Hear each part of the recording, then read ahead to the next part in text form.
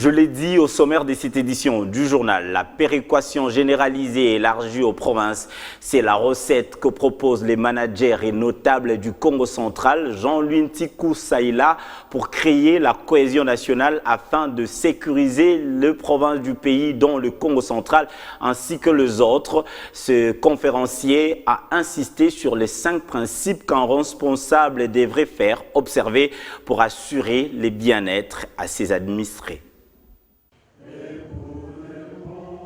Ils sont nés Congo, tous motivés par le souci du bien-être de leurs sœurs et frères de province et réfléchissent à Kinshasa sur l'impératif développement de la province du Congo central face à la nécessité de la solidarité nationale.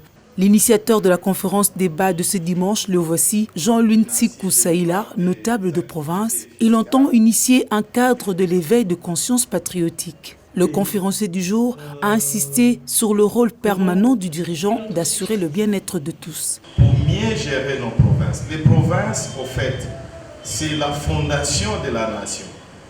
Si vous n'arrivez pas à nourrir votre population, vous n'arrivez pas à les loger, vous n'arrivez pas à les soigner, vous n'arrivez pas à les éduquer, vous devez vous attendre à l'insécurité. Il n'y a pas autre chose. Ces points-là, ce sont là les axes de la vie d'un être humain. Si un politique n'arrive pas à répondre à ces axes, toute sa vie, le politique, il doit réfléchir, penser comment je dois améliorer la situation de mes concitoyens. Pour l'aîné Congo, le respect des textes en vigueur doit être de mise.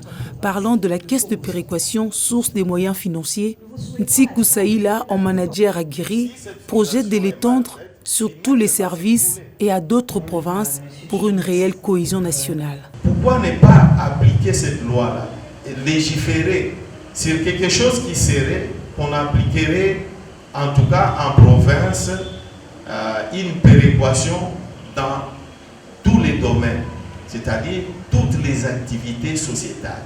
Vous êtes en province, vous avez la police, c'est un exemple que je donne. Vous avez les services de la sécurité. Ce sont des services à caractère national. Mais ne pouvons-nous pas appliquer aussi une péréquation à ces services-là, c'est-à-dire avoir 40% des agents de ces services-là qui doivent provenir ou qui doivent être des autochtones ou sinon des fils du terroir, et 60 autres pourcents proviendraient des autres provinces.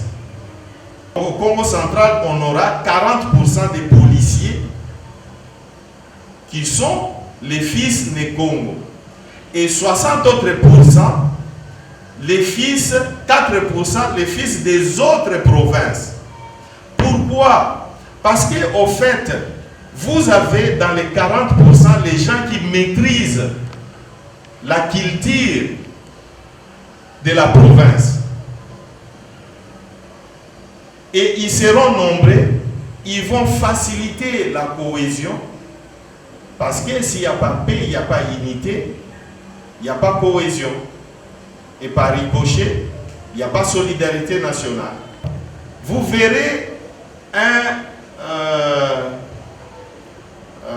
quelqu'un de l'Est, un Andé, qui a investi dans les ports en eau profonde. Tu crois qu'il va aimer qu'il y ait la guerre au Congo central?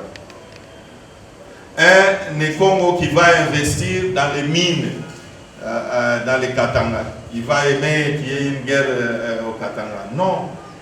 Nous allons avoir une meilleure et une bonne cohésion nationale. Les recommandations de ce dimanche seront soumises au vice-premier ministre, ministre de l'Intérieur et Sécurité, ainsi qu'au ministre de la Décentralisation. L'aîné Congo ne lâche pas prise, ils envisagent la légifération.